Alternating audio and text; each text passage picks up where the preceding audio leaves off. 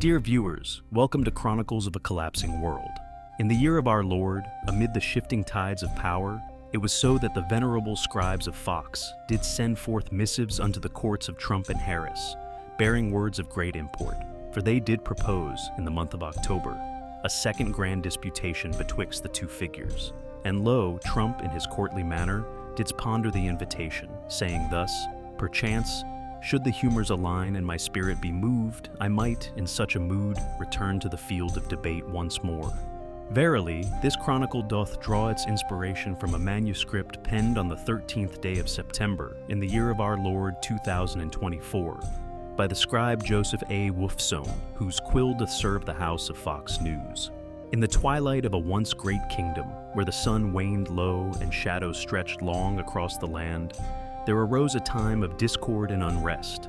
The halls of power, once bastions of wisdom, had become echoing chambers of prideful boasts and whispered deceit. In this age of fading light, the lords and ladies of the realm, divided by ambition, gathered for counsel, though their words sowed confusion and not concord. Among these figures of renown was a lord of Golden Towers, once ruler of the great cities, whose voice still thundered in the ears of the people. He had engaged in two grand disputations with a lady of high standing. Yet the second discourse, he claimed, had been tainted by the crookedness of the fates, and thus he swore to step away from such contests. But lo, after many moons had passed, a messenger of the Fox clan sought audience with him, bearing tidings and questions of great consequence.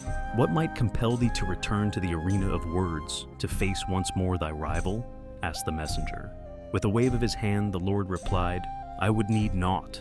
Verily I could engage in such a duel on the morrow if I willed it. For I have stood twice in the circle of debate, and though the second was twisted by fate, I emerged unscathed. His eyes gleamed, for he held fast to the belief that in every contest he had triumphed, and the people had favored him in all the reckonings thereafter. Yet there lingered uncertainty in his voice, for he continued, Perhaps, if the humors were right and the stars aligned, I might return once more, but only if my spirit willed it.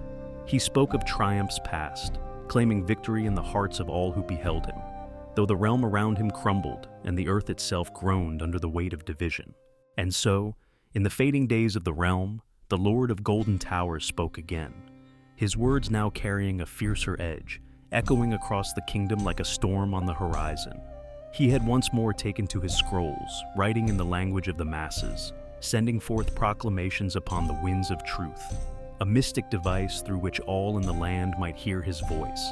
When a warrior falls upon the field of battle, he declared, the first cry from his lips is for a rematch. The Lord spoke boldly, recounting his past triumphs, for in his heart he believed the people still saw him as the victor of every contest.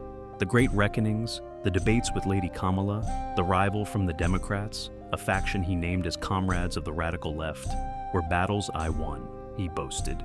Though she sought another duel, it was I who triumphed under the watchful gaze of the polls. Yet, even as he wrote these words, the very foundation of the kingdom shuddered. For he continued, she who called for a second contest was absent when the Fox summoned her, fleeing from the arena and shunning the gatherings of NBC and CBS, houses of great renown. His words dripped with scorn, for he believed the lady had not only failed in their battle, but had neglected her duties to the realm over the long years. There will be no third contest, he proclaimed, his tone final, as though sealing the fate of their struggle with a stroke of his quill. And yet, as the Lord's proclamation spread across the land, uncertainty and unrest only deepened. For while he claimed victory and dismissed the future contest, the kingdom's people, scattered and divided, began to feel the weight of collapse. In the waning years of the kingdom, as the storm clouds gathered on the horizon, the lords of the realm continued to clash with words and proclamations, unaware of the creeping decay beneath their feet. The great scribes of the Fox clan, ever watchful and seeking to restore balance, sent forth new letters to the camps of the two great rivals, Trump, the Lord of Golden Towers, and Kamala, the Lady of High Standing. They offered a stage for yet another grand disputation, to be held under the watchful eyes of the moderating duo, Bayer and McCallum, the chosen voices of reason. 3 dates were proposed for the month of October, though the sands of time ran thin. Meanwhile, far to the north, in the wild lands of Ohio and Minnesota, the newly risen champions prepared to face their own trial. J.D. Vance, Trump's stalwart ally, stood ready to do battle with the rival Lord, Governor Tim Walz, in a debate hosted by the House of CBS, scheduled to take place at the dawn of October. Yet these contests were but echoes of the greater strife consuming the kingdom, for the heart of the realm still quaked beneath the weight of its crumbling foundations. In this fractured land, the former ruler, President Biden, once a figure of strength, had met his undoing in a disastrous encounter of words in the month of June. That debate, hosted by the House of CNN, marked the end of his reign, as his faltering performance sent ripples through the realm. With his departure, Lady Kamala swiftly ascended to the position of champion for the Democratic cause, rising like a shadow in the twilight, though her ascent was not without strife. In recent days, the Lord of the Golden Towers had stood once more in the circle of debate, his second such encounter, this time under the banner of the House of ABC. It was a stage first meant for him and Biden, but with the old ruler vanquished, Lady Kamala stepped into the arena, wielding her own ambitions. She sought to change the very laws of the contest, striving for unmuted voices and unfettered words. Yet, her demands were denied. The rules, forged in the fires of the earlier dispute between Trump and Biden, remained intact. Thus, the debate unfolded, with Trump and Kamala exchanging blows, their words clashing like steel upon steel. Yet even as the battle raged, the former president's ire grew, not toward his rival, but toward the arbiters of the contest, David Muir and Lindsey Davis, the chosen moderators.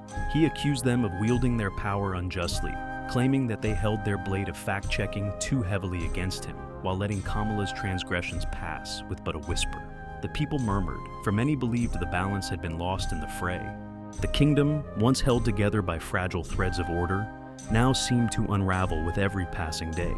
The lords quarreled, their voices raised in anger and accusation, while the people, caught in the crosswinds of the dispute, grew weary. The cities crumbled, the fields lay barren, and the sky itself seemed to grow darker, as if mourning the slow collapse of a once great realm. And yet, as the days grew shorter and the shadows deeper, the debates continued, with more promised upon the horizon. The Fox clan's invitation to a final contest hung in the air, its outcome uncertain, while the champions of the North readied their own swords for battle. But the true struggle lay not in the grand halls or the courts of power. It lay in the heart of the kingdom itself, which teetered ever closer to the abyss. The rulers spoke of victory, of battles won and lost, but the land beneath them quaked, and the whispers of collapse grew ever louder, like a dark wind rising from the depths of time. Dear viewers, thank you for watching this video. Don't forget to subscribe and like. See you at the next video.